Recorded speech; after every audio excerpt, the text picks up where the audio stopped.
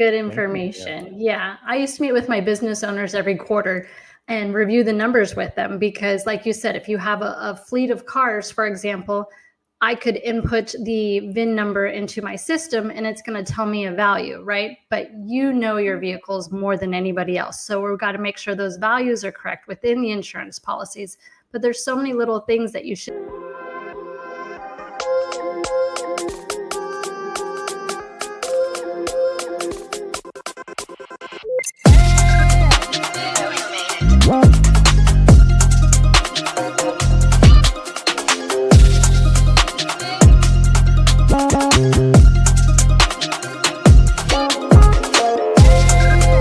So welcome. Was it accurate on the description? Yeah, absolutely. It sounded better than I could imagine. So thanks for the great intro. It's easy. You gave us so much great stuff to work with. I'm really excited that you are here. I love your focus, right? As far as being out there and teaching people the financial literacy and also focusing on women. Why choose to focus on women? Yeah, for me, when I am a numbers person, so when we look at statistics, everything from venture capital to the number of businesses to companies that exit with 6, 7, 8, 9 figures, it's a very small percentage for women. And I truly believe it just is because of a lack of education. So why not provide the education so that we can empower women to really take control of their finances? I love it. I love it. And we snuck Brian Galkey in too, because he was one of those. Where's the link, Joe? Yes.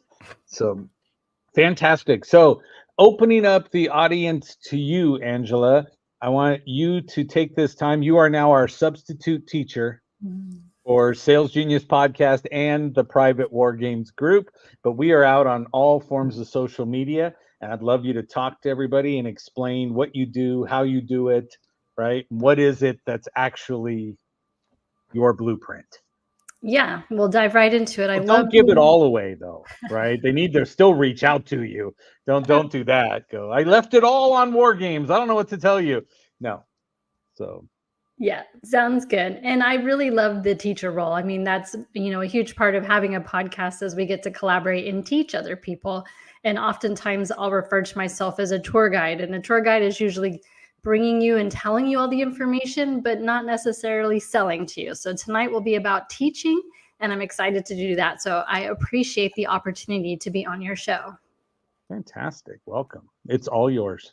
All right. So I know that, a lot of what you do is around sales. I would think that a lot of your audience is business owners. So I really want to focus on financial freedom for your business owners and kind of give some key topics and ideas that perhaps they might not be thinking of, or things that they've heard of, but let's just take it from a little bit of different perspective. So if that's okay with you, we're going to focus on the business owners this evening and helping them with ideas on creating financial freedom for themselves through their business. So 100%. The first thing that I always like to talk about is having the end in mind. And I know that sounds cliche, but if we look at statistics, like I said, I'm a numbers person. Most people who exit their businesses are not exiting for the amount that they should. And there's a lot of reasons for that. One, they're completely burnt out, right? They didn't hire the right people. They're burnt on the business, so they just want to exit the business, which is the worst time for them to exit. Or perhaps there's an illness or someone passed away and now they're exiting the company. So it's so important when you're first starting your company to really think about where you want to see your company go when you are no longer going to run it. So having that exit plan and building that out as you build your business, so important for you. So having that right mentality from the very beginning so that all of your hard work, maybe years or decades that you put into your business, you have money at the end of the day when you sell that company so that your family can, live in that benefit of all of that hard work. Does that make sense? 100%. Yeah. I'm with you so far. Nothing too tough right there. But then again, that's the easy part, everyone. Yes. Well, I mean, it's much easier to say to build an exit plan than to actually do it and then continue to update it as your business grows as well. True. And we're all business owners, so we're excited. So then you teach a lot about sales, and I'm sure that this is something that you probably recommend for your clients as well. But when you're growing your company, it's so important for you to continue to grow the sales team. Now, I'm a big person that listens to podcasts, and when I'm talking to other business owners and they feel stuck or they feel like their growth has been stagnant, they're always looking for marketing. How do I create more leads? How do I create more marketing, right? But I don't always agree with that strategy. I think that instead of focusing on the marketing piece, you hire the right talent. And it can be scary. If you don't have the funds to do so, perhaps you're bringing someone in on commission, perhaps you're giving them a piece of your company. But the best way to grow your company when you're in that kind of stuck mode is to hire more salespeople. If you think about, like, 6 people are going to outsell 3, right? 12 people are going to outsell 6. So looking at your numbers is so vital for you when you're in that growth phase, because if you're looking to add to your sales team, you've got to pay attention to your numbers. Where is your expenses? Perhaps you can cut back on your own salary for a little bit, or incentivize other people to bring the best salespeople in, because your best salespeople typically know a great salesperson as well. So if you're in that stagnant phase, growing your sales team and educating them and training them properly is going to be the best way for you to grow your company over just spending money sometimes blindly on Facebook ads or Instagram ads because you're just not knowing what you do. Why not bring more talented salespeople into your company as well? So can I jump in? And again, I told you I'd just let you teach, but I lied. So when you look at this, so for example, I'm out coaching, training, speaking. Brian's out coaching, training, speaking. And so a lot of times when you're in the middle of doing it, it's really hard to go find the person, train the person, and get them out there to be that salesperson. Is there other avenues that maybe we're not thinking about? So when you said, go grab some more salespeople, I'm like, yes, but, right, is it something where Brian and I split somebody? Because we really don't like JR. His haircut really bothers us. But is it something we split somebody like we would a virtual assistant and have somebody go out and do sales? Do you find a dedicated person's better? Are there companies out there that can line up potential stuff, or do you find in-house is always better? When it comes to a salesperson or sales team, I don't believe that you can share. I can share a fractional CFO, right? Someone who's doing my books. I can share an assistant, but if I truly want them to buy into my company, I'm not going to share them, because I want to teach them my way of doing business, my clientele, and how we can grow together within the company. So have them shadow you, and just, you said you might not have time to teach them everything, but if they watch you and learn, they might interject and say, hey, have you thought about this? What if we try this? And it could improve your process and improve your numbers and improve your bottom line. And that way they're fully engaged with you as a salesperson. But a sales role, to me, I don't believe that you can share that role. Fantastic. So what I heard, Brian, was she believes you do things wrong, right? And that's why I can't share with you. Never heard that from a woman before. I mean, all the time. Only every time. Yes. So perfect. Thank you. I appreciate your answer back, Angela. Yeah. So diving back in, I'm also very cognizant about debt. Now, there are some companies that are going to need to acquire debt, and there's a great way for you to take a look at that. You can hire a debt manager who's going to come in and coach you and your company depending on what it is that you need for your next level of success, right? So that could be business funding. There's tons of companies out there that are advertising they can get you 0% credit cards, hundreds of thousands of dollars, but be a little wary because there's a lot of criteria that comes behind that. So when you understand yourself as a business owner, are you a conservative person? Or are you someone that's in growth mode and wants to take some risk? If you are on that little bit riskier side, then debt might be an option for you. And there's kind of 2 avenues. Are you going to go out and get that business loan and kind of figure out how to fund your operations or fund your sales to be able to take you to that next growth level? Or perhaps you might want to take on a partner. It could be a private partner, it could be a venture capitalist partner, but that influx of money might be what you need in order to create that bigger sales team so that you can continue to grow in your business. And I think that once you figure out what type of business owner, then you can dive into which route will be better for you. But I'm always about the numbers. I'm always paying attention to the numbers. I want to make sure that I'm not taking on too much debt. Even if you're a riskier person, I highly advise that you always watch your numbers every month to make sure that what you're putting back into your business as far as capital is concerned is something that you are paying attention to, so that growth continues to happen with that debt that you're bringing on. So I would love to hear your thoughts on the debt management piece when it comes to the sales team. So anytime I need money, I go to JR because he's a wealth advisor, right? And he has access to all the funds. But again, I believe we all got into business for what, right? To make money. We've all been told it takes money to make money, but nobody ever told you it took your own money to make money. Mm-hmm. Right. And I think that's the shift a lot of people have to get to. I know my email box is filled with, 25, 30 people going, do you want a loan? Do you need a loan? Do you need this to expand? Do you need this? And I'm like, okay, stop. But investing in the sales team 100%, because again, you just threw out before, hire the talent.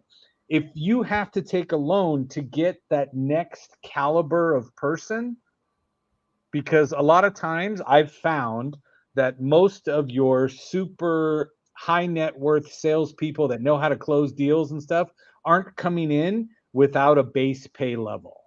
Mm-hmm. Right? They're not coming in going, let me do 100% commission. I trust in myself and I do, right? They just know, to them, the base just is extra money.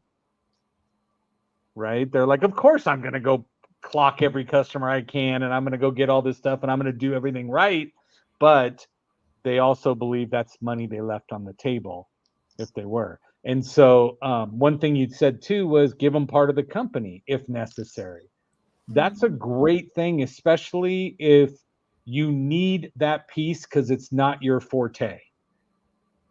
Right? Where all of a sudden they become partnered in the success of the company, but make sure you've done it right. Like I've seen somebody go into debt to get a sales team, right? One of them went into debt to get me to come on board, right? To get what they wanted, and then they gave me part of the company as well. And then there's a right way and a wrong way to do that part of it. But to me, the answer is, if you can get a quality salesperson, your debt is only short term. Mm-hmm. Because they're going to bring it right back to you to the point. Now, don't be stupid and not pay it off, right? And just think, let's roll it. Let's get another one. Let's keep going, right? The answer is get yourself to where you're using your own capital. But yeah, there's going to be plenty of times you need to get that sales department up and running.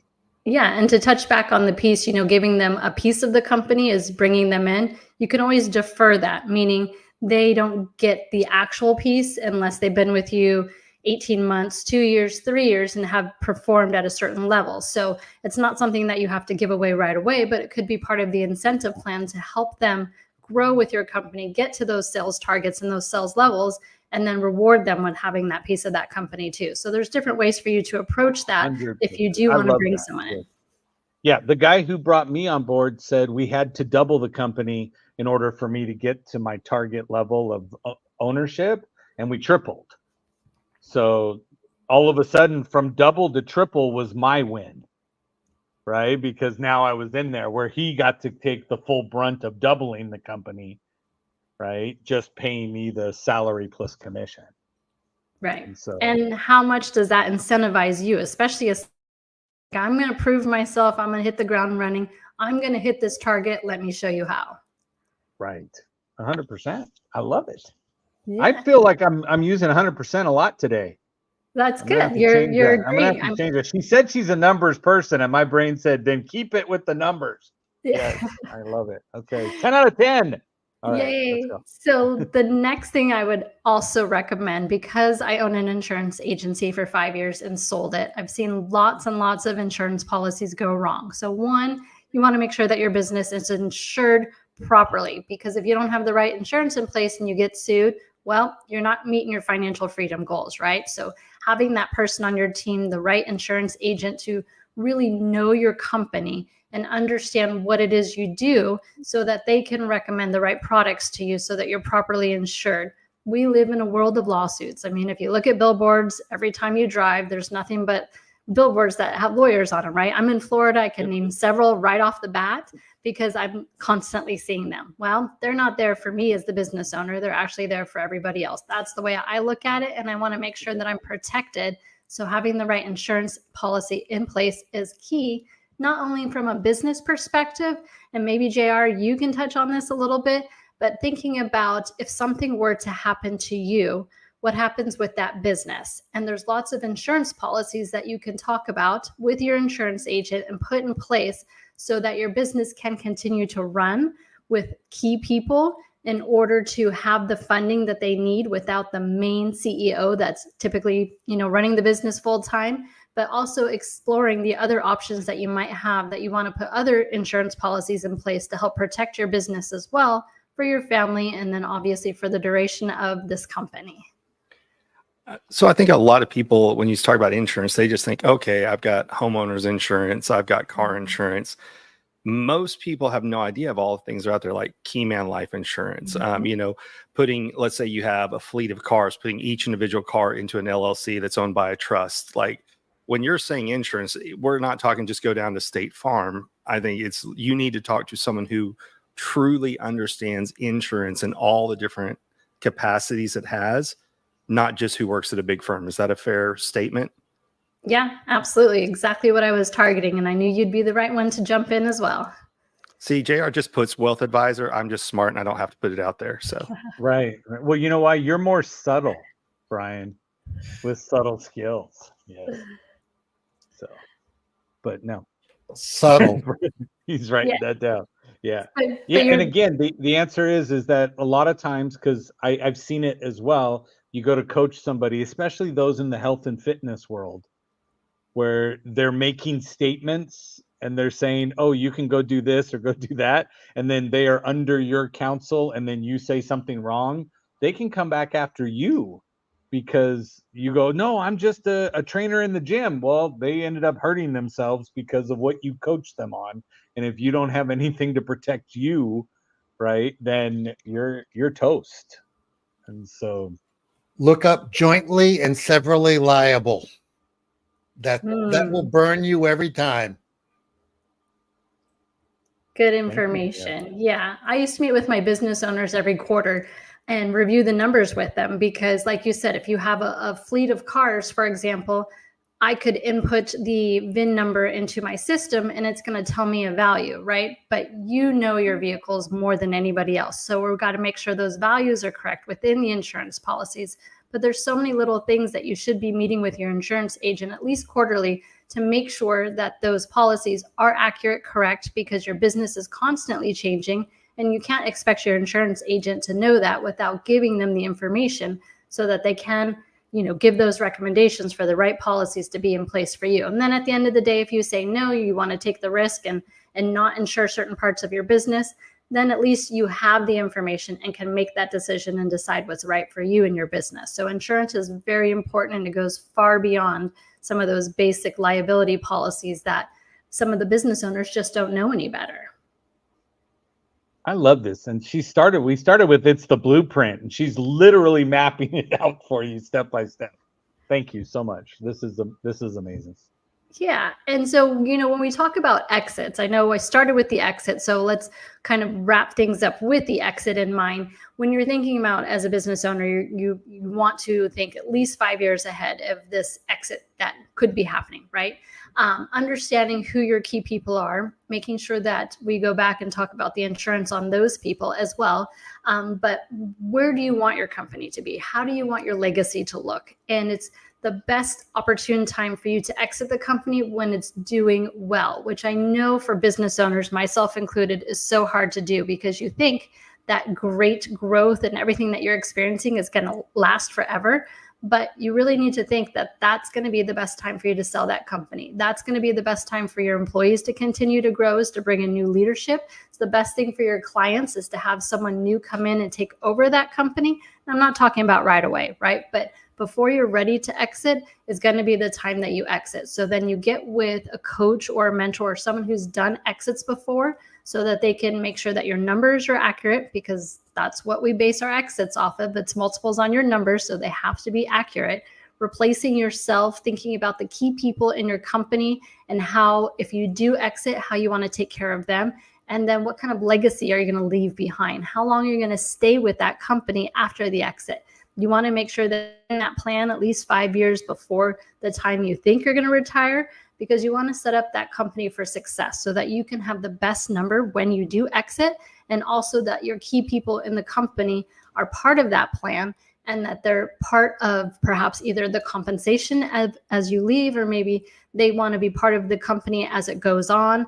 But having that plan in place, or that blueprint, extremely important, because again, we go back to, why are you going to work all of those years and put all of that time and energy into a company and not be rewarded for all of that at the end of the day?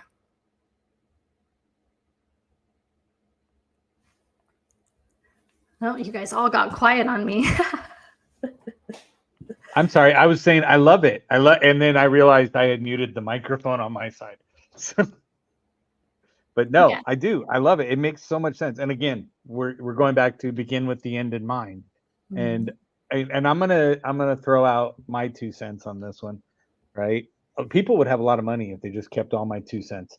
But looking at it as entrepreneurs, we tend to jump into business to be in business, right? Mm-hmm. We're the same people that say, I don't want to work 40 hours a week for someone else. I'm going to work 90 for myself, right? Thinking we somehow are going to get an easier life because of it.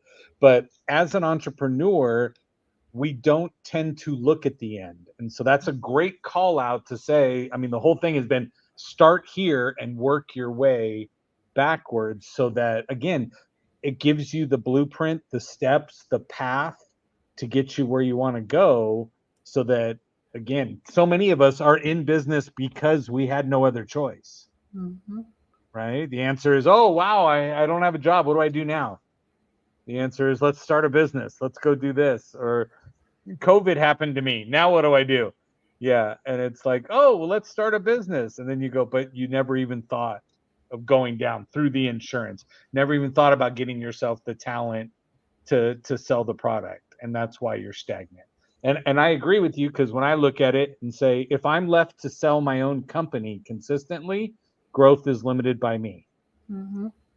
Right. And then so the first thing I had to do was go and get more trainers so that I could leverage and sell more to get more bandwidth and training. Now the answer is, now go back to what works, sell more, and keep everybody busy.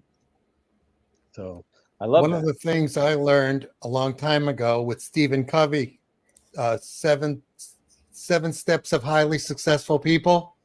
The first one is keep the end in sight, because if you don't know where you're going to end up, that's where you are already. And everything you do, you can shape towards that goal. So if it doesn't fit, you don't do it. Angela, you can tell them it's 7 habits, not steps. You can tell them. It's okay. Right. I'm old. I remembered most of it. It was exactly. An okay comment. He's give me summarizing a again.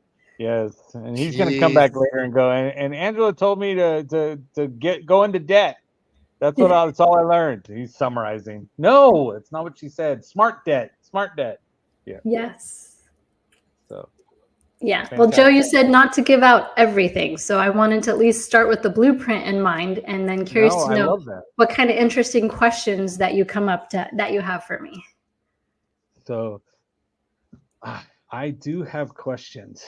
So I want to say, right, you went from Section 8 housing, right? For those that don't know, that's not the good housing. Okay. Right. That's not the Upper East Side neighborhood. Okay. To becoming a serial entrepreneur. So that in itself is saying, hot damn, girl, that's phenomenal. But what were the key turning points that helped you to overcome such a significant challenge? Right. Yeah. Great question. So in the beginning, I hated being poor. Like I I got made fun of as a kid because I had free lunch program and I couldn't afford to buy clothes. Lucky for me, I stopped growing at 14, so I could just recycle the same clothes every year, right? But I couldn't play sports because every sport required you to do something, right? You either had to buy uniforms or shoes or travel. Couldn't do that. I had to take a city bus to school. And I just kept thinking, like, why do the other kids have a different lifestyle? What is it that my family is not doing that they're doing that gives them a different lifestyle? So I became really curious, and I just thought, if I study money, I will have it someday. And that always stuck with me. And, you know, for the parents out there, if your kids are curious, don't stop their curiosity, because I think oftentimes as parents we'll say, like, oh, because I said so, or stop asking questions. That's the wrong thing to do.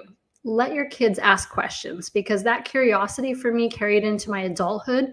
And as I saw other people who appeared to be successful in their own field, I would ask them questions like, what is it that you're doing? Where are you finding success? How did you get into this field? What do you love about this field? And I find that people are willing to answer questions, but, you know, it took me to be able to have enough courage to be able to ask those questions. So early on, when I would meet people, I just didn't want to be poor anymore. I was tired of that. And I knew that I could have a different lifestyle. I just didn't know yet how to get there. So I believe God puts people in your life for a reason. And during different steps of my life, different people come into my life and I was able to learn from them, right? But of course, I don't want to just take information. I also ask them, what are you struggling with right now? How can I help you? And sometimes it's not me that's going to be helping them, but perhaps I know someone else that can help, and I'll partner them together or put them in touch with each other. But it really started off with being curious and asking a lot of questions so that I could change the life that I was living to get to where I wanted to be. Fantastic. So there we go. Jessica's out there typing over, right? One of the things that when I look at things, so Instagram people are popping up too. It just doesn't show it on StreamYard or from something else, but it does have the bio about we're focusing on women. So one of the things that they sent over was what are a couple strategies, right, that we can start implementing now as far as rewriting their own financial stories? Yeah, I love this question. And for me, it was surrounding myself with people. And, you know, I go back again, like this is another cliche, but think about this. Women, we are servants. We think from the heart, we give from the heart, we build businesses from the heart, because we always want to give more than we receive. And so when you get in the right room with other women who share that, they're going to be willing to help you. They're going to teach you what they learned 5 years ago that will help you today. And it's really up to you at that point to take that information and to put it into action. When you get into the room, especially me, I've been in the finance industry for over 25 years, it's usually male dominated. But I don't think about that when I walk into the room. When I walk into a room, I think about, I belong here. I have information that someone in this room needs, and I just need to find that person, connect with them, and help them build their business. And I know it's going to come back to me in some other form, whether it's going to be with them or maybe they make a connection when they ask me what my needs are right now. But the best place for you is to get started and to start finding those groups of women that are already doing things and that are willing to help and coach each other. Some of them can be free, some of them can be paid, but find a group where you know there's women in that group who are 5 years ahead of you so that they can help teach you, and then you make those less mistakes and kind of get to your goal quicker. But we want to help each other. We're just sometimes afraid to ask. So it goes back to the curiosity and allowing yourself to be curious, but making sure that you give back to those who help you also along the way. That's phenomenal.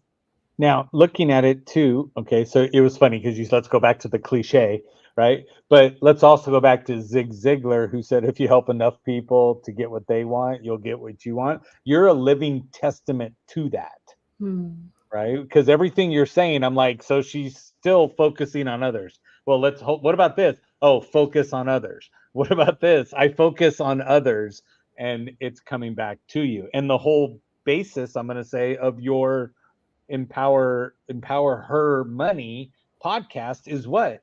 giving them the information, getting them to say, this is what I have to do. And what I love is that in the podcast world, it's not as draining upon your time. It's one to many that's there, but it also does a lot of filtering for you, right? In the capacity of, if someone listens to me on my podcast and doesn't like me, then I know they're not reaching out to come in and say, hey, I need your help with something. They're going, I couldn't stand you on a recording. I'm sure as heck not going to stand you in person. So, but we still let JR on. But that's where we're at. No, that's phenomenal. Okay. Hey, Brian, any questions? Struggling with mute as well. No, I liked everything she talked about. It is interesting. I watch companies who go, oh, everything's down, let's cut the salespeople. And I'm like, that seems like the dumbest thing. Is you're having money problems, so you get rid of people who are bringing in the money. So I like the idea that she talked about, hey, look, sometimes the hardest thing to do is to spend the money to get salespeople in to grow the business long term. Because I'm literally, if you guys are familiar with the great unbossing that's kind of taking place right now, where they're cutting out middle management at so many different companies, you can do that. But companies that start cutting sales and marketing right away are just strangling themselves. It's just going to be a slow death. So I really liked what you said earlier. Fantastic. JR, can you, before JR jumps in, because we never know how long it's going to be, but she's like, you're really picking on JR. Yes, I love JR. What are we going to find at podcastmoneymagnet.com that's been rolling across the bottom down here? Oh, that's my website? Yes. Yeah, I'm not sure who gave that website to you. I wrote it down because I thought it was yours. No, that's the one that came in on the setup. Oh, so yeah. let's do it's this. Got a picture of her on it. I was looking at it earlier. So it's got a picture of you in a red dress sitting in a white chair. It's got your name on it. It does. Yeah, well, that's a failure of my team, so I appreciate it. But yeah, I don't know what that website is that they designed and gave to you. I definitely don't promote that. Empowerhermoney.com is my website. Oh, okay. Because this one has John Lee Dumas and what have you that's on it. You know, the clips of the videos. Yeah, must be an old website. So my apologies. That's funny. But I wrote it down thinking, oh, I wonder what that is. I got to go check it out. You're like, why does he keep doing that? Yes. No, that's funny though. Yeah. No, empowerhermoney.com. Yours is much better. Yours is much better. Yes, I like that one. So let's do this for everybody else. Let's not go there. That's why it's off the screen now. So let's show that one. Hey, sometimes when we're live, you know, this is real people. We all make mistakes and we own it. Right. And we figure out how to, you know, go forward. Yes. That's phenomenal. Okay. So yeah, so I would say go there. I got your story. I got bestseller on Amazon. We've got all that there. Wow, you've got so many people with your testimonials on your page as well. So example of services that you have. Yeah. Right now, since I sold my last company, I exited that successfully last year.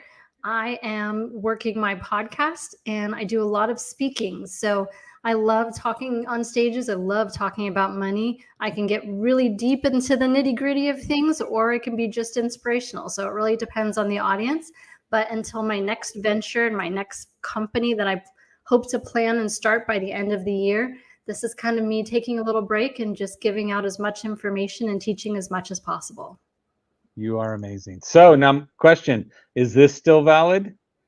Empower Her Money Instagram page? Okay. Yeah. Yep. So go find her on Instagram, everyone. Okay.